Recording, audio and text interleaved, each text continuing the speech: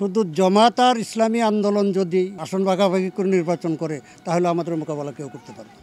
তো জামাতে ইসলামের সাথে আমাদের মৌলিক বিষয় নিয়ে কোনো মতবিরোধ, কিন্তু জামাত ৫ ওয়াক্ত নামাজ পড়ে, তাদের রোকন সমর্থকেরা ৫ ওয়াক্ত নামাজ পড়ে।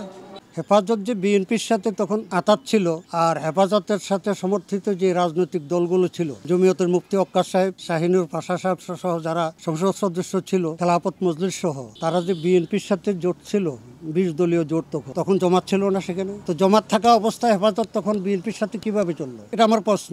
এখন জামাত ইসলামী দলগুলোর সাথে ঐক্যজোট গঠন করবে, এটাতে তাদের আপত্তি, ভালো কথা, তারা না আসুক, কিন্তু তারা এখন সাংবাদিক সম্মেলন করে এর বিরোধিতা করতেছে। তার কারণটা কি? এই ব্যাপারে আমার দুটি কথা।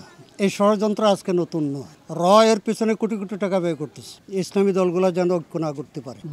বিএনপির পক্ষ থেকে তো ভালোভাবে জানা আছে, বিশেষ করে ডাকসু নির্বাচনের পরে যে পরিণাম কি হবে। এতে যদি ইসলামী ঐক্য হয়ে যায় তাহলে তারা মাঠে মারা যাবে। এই জন্য তাদের পক্ষ থেকেও কিছু লোভ লালসা, যে কয় আসন লাগবে আমরা দেব, এগুলো চলে আসছে, চলতে থাকবে। আমি আশাবাদী অন্য কেউ লাগবে না। শুধু জামাত আর ইসলামী আন্দোলন যদি ঐক্যবদ্ধভাবে আসন ভাগাভাগি করে নির্বাচন করে তাহলে আমাদের মোকাবেলা কেউ করতে পারে। ঐক্যের ব্যাপারে তো আমি ৩ বছর আগ থেকে সোচ্চার, বিশেষ করে চরমোনাই মাহফিলে ঐক্যের ব্যাপারে, তারপরে এরপর থেকে ধারাবাহিক ঐক্যের ব্যাপারে আমি যে এবার আল্লাহ পাক একটা সুযোগ এনে দিয়েছে, যেটা অতীতে ছিল না। অতীতে মানুষে ভোট দিতে গিয়ে দিনদার পরহেজগার যারা, এরা মন্দের ভালো তালাশ করত। আওয়ামী লীগকে ঠেকানোর জন্য বিএনপিকে ভোট দিত, আর আওয়ামী লীগ যখন ভোটে জিততে পারবে না, এর জন্য ফেসিবাদের আশ্রয় নিয়ে তারা নির্বাচিত হইতো। এই ছিল অতীতের অবস্থা। কিন্তু বর্তমানে আল্লাহ পাক রব্বুল আলামিন একটা সুযোগ করে দিয়েছে, যে 2টা বড় দলে একটা দল নির্বাচন করতে পারতেছে না, দেশের বাইরে তারা প্রভাব খাটাতে পারবে না।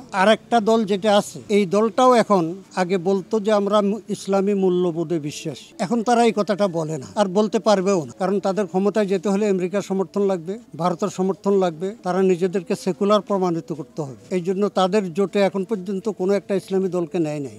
আর আওয়ামী লীগের বিরুদ্ধে যে আন্দোলন করছে, তখনও জামাতকে সাথে নিয়ে আন্দোলন করে নাই, ভিন্নভাবে আন্দোলন, জামাত ভিন্নভাবে করছে, তারাও ভিন্নভাবে করছে। তো এই জন্য একটা সুযোগ, যে ইসলামী দলগুলো যদি এবার ঐক্যবদ্ধভাবে নির্বাচন করতে পারে, ইনশাআল্লাহ ইসলামী দল ক্ষমতায় যাওয়ার সম্ভাবনা অনেক বেশি। নিরপেক্ষ, সত্য প্রকাশে আপোষহীন।